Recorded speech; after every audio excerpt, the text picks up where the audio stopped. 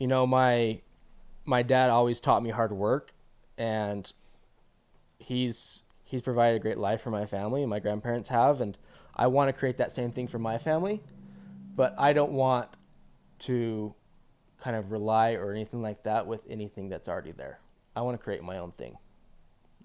That's beautiful. It's hard enough for people to do that when they don't have much and they want to give everything to their kid. They could give you anything. And the best gift that they can give you is the gift of self-confidence of doing it yourself. Yeah. People don't understand that. There's a reason why a lot of the celebrities and politicians who just fix everything. And one thing I like to say is some of the greatest lessons in life happen when you're brought to your lowest, or you're brought to your knees, or you're struggling. And if mom and dad write a check, God can't teach the lesson. It's true. Right? Oh, you made this mistake. Well, there's consequences for that mistake. There's not if mom and dad pay someone off or write a check. Nothing happens. Mm-hmm. There's no pain. Pain is the price of, it gives you the blueprint of how to do it right. Definitely. So you did the summer sales thing. Obviously, that gave you a little chunk of money. And you were doing furniture delivery. How did that morph, or how did that graduate into roofing? Where did that change take place? I was living up in Logan doing furniture delivery, and a friend reached out about going back into summer sales, and I was like, I don't know if I want to do that, but it's a really good way to make quick money. Yeah. With it. So I sold solar down in California for a couple of years. That's a tough sale. That's a big sale. It's a big sale, yeah. So it's not quite like alarms or pest control where there's, you're getting 1 or 2 a day. You can definitely get that with solar sometimes, but kind of the big thing is just being authentic to yourself. Because people can definitely read authenticity. I call it don't set off the BS meter. Exactly. Like there's definitely certain things you need to do in order to gain their trust at the beginning, because you only have a couple of seconds to kind of really engage them. There's just certain psychological things you have to do, but like what? Basically, certain ways that you stand 5 feet back behind the door, tilted a certain way, and then ending. Yeah, you're not sitting there crossed. Not sitting there crossed. And when you're looking at them, you're open. You kind of have to look kind of submissive a little bit, that you're not threatening, and your shoulders have to be positioned a certain way. You have to kind of talk to them a certain way. You got to bring them out of the house, kind of get them out of their comfort zone. And yeah, you definitely did summer sales. You were good at it. After that point, that's when you really have to kind of let your personality show, because that's really the thing that people buy on, is if they like you. Yeah, you buy from people you believe, like, and trust. Exactly. Everybody can sell the product. There's 500 examples of every product. How many solar companies are there? Literally hundreds. So many. Yeah. I was like, if I was selling to a military guy, I'd be like, hey, this is what it is, blah, blah, blah, facts, give it to me straight. And it would literally be like, what do you think? Yes. What do you think? No. Why do you like this? Good. Okay, I'll take it. Bye. It's like really straightforward. And then it'd be like a sweet old lady. Well, do you have, are there ants or problems?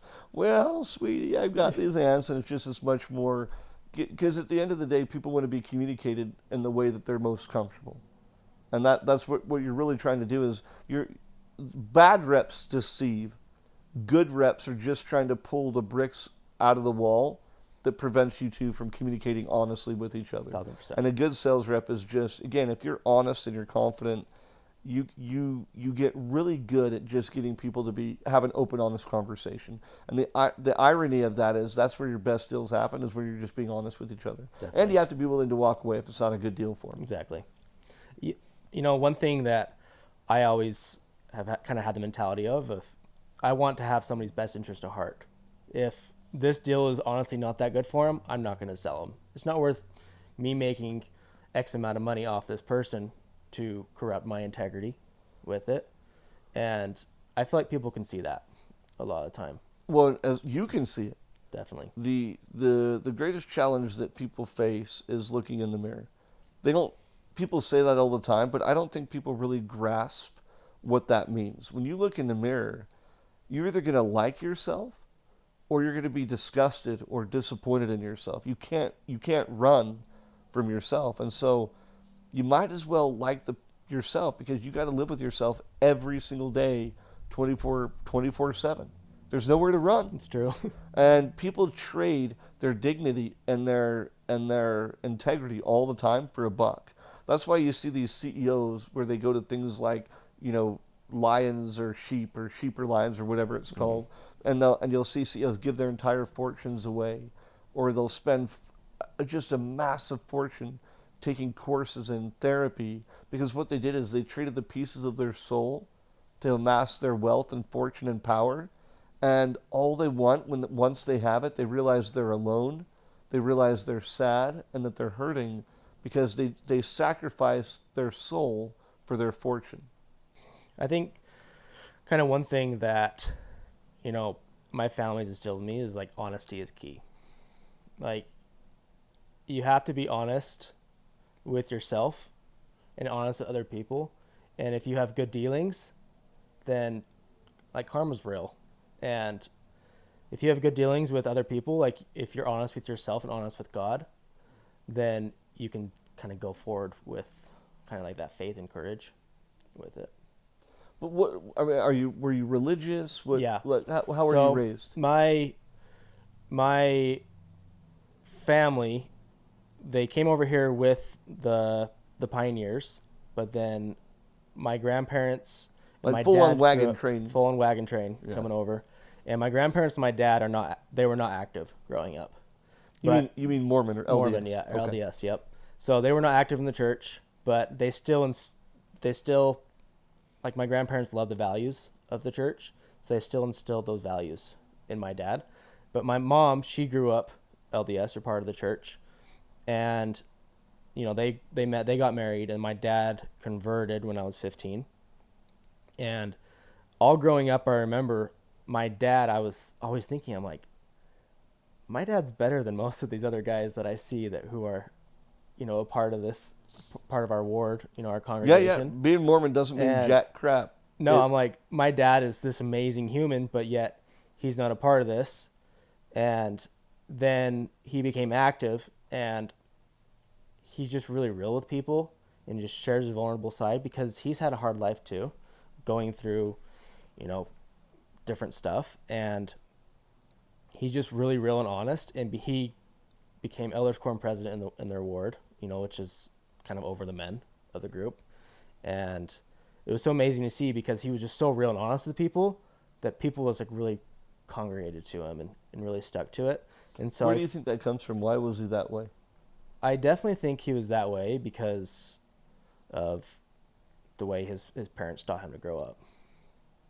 And like, he still had a great life growing up. Like, they definitely bought him lots of fun toys and stuff, but they always, like, he started working when he was 14, and he had a full-time job right out of high school, working to provide for my mom and us. And he's always worked as much as he could to provide for us. And I definitely think that's because of his parents, and they always worked as much as they could to provide for him. And they taught those same values. What we have is not yours. Exactly. This is ours. You need to find your own path forward. Mm-hmm. I'm glad to hear that. I'm teaching my kiddos that. I'm not paying for your college. I'm not paying for your car. I'm not. I'll maybe meet you halfway, because it's harder now than it used to be times 10. It's ridiculous. But you've got to find your own path. I'm here. Like, you'll never go hungry. You'll always have a roof over your head. But you've got to find your own path, because the lessons are the most powerful character building lessons are in the struggle. Exactly. It's when you're hurting, when you're struggling, is when you find yourself, and when you know exactly what kind of person you are and how you want to be in your life. So your dad, what, obviously you look up to him. Yeah, he's my best friend. Yeah. Yeah. What is it that you admire so much about him? So obviously he's a good man. The number one thing I love about him is how much he loves my mom. Hmm. And he does anything and everything for her, and he really makes her feel loved, and I love that. And that's how I want to install with, my future wife, my future family. I'd love to be just like him as a dad. What is an example of some of the stuff he does?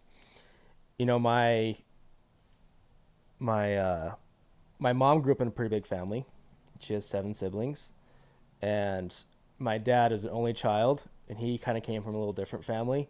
He was definitely a little spoiled growing up, and kind of the way that he's taken over and made my mom feel like she's the most important person in the world, especially growing up in a bigger family. Sometimes you don't always feel that way. Mm-hmm. And he makes it feel like the world's just about her, nothing else.